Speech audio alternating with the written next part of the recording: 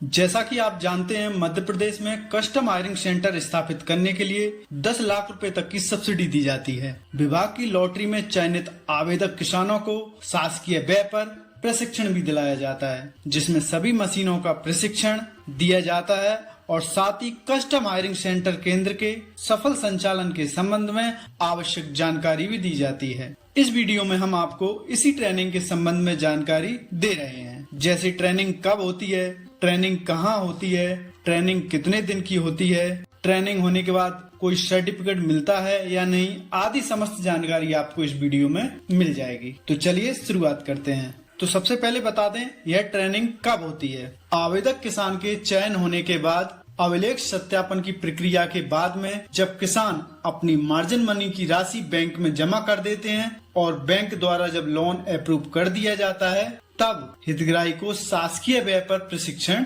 दिलाया जाता है। प्रशिक्षण में एक बार चयन होने के उपरांत आवेदक को अनिवार्य रूप से प्रशिक्षण केंद्र पर उपस्थित होना होता है। साथ में ही उनके परिवार के किसी अन्य सदस्य के लिए पृथक से कोई व्यवस्था नहीं की जाती है। जी हाँ, यदि कोई महिला आवेदक किसान है और उसका चयन हुआ है तो उसके स्थान पर अन्य किसी व्यक्ति को प्रशिक्षण नहीं दिया जा सकता है, और यदि कोई अन्य व्यक्ति उसकी मदद के लिए जा रहा है, उसकी हेल्प के लिए जा रहा है, उसके लिए विभाग के स्तर से कोई भी मदद रहने या प्रशिक्षण के संबंध में कोई भी मदद नहीं की जाती है। अब बात करते हैं ट्रेनिंग कहाँ होती है। आपको बता दें, कस्टम आयरिंग सेंटर योजना में लाभान्वित होने वाले किसानों को ट्रेनिंग 3 स्थानों पर दी जाती है। जी हाँ, यह मध्य प्रदेश के 3 स्थान हैं। इनमें से किसी भी एक स्थान पर चयनित आवेदक को ट्रेनिंग दी जा सकती है। इन 3 स्थानों में पहले नंबर पर आता है Central Farm Machinery Training and Testing Institute Budhni, जिसको हिंदी में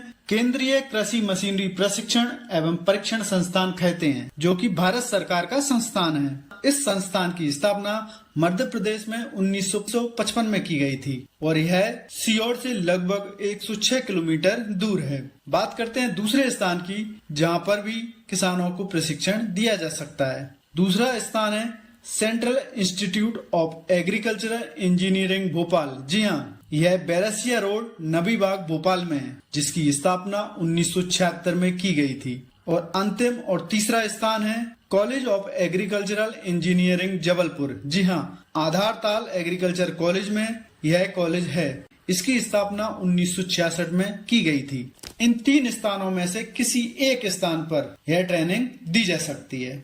ऐसा भी संभव है प्रदेश के अलग अलग जिलों को अलग अलग स्थान पर प्रशिक्षण दिलाया जा सके, जैसे कि जबलपुर एरिया के जो जिले हैं उनको जबलपुर में ट्रेनिंग दी जा सकती है और अन्य जिलों को बुधनी में भी ट्रेनिंग दी जा सकती है। यह विभाग पर निर्भर करता है। अब बात करते हैं कस्टम आयरिंग सेंटर के इन चयनित किसानों को कितने दिन की ट्रेनिंग दी जाती है। आपको बता दें, इन लाभार्थी किसानों को ट्रेनिंग लगभग 5 दिन की दी जाती है।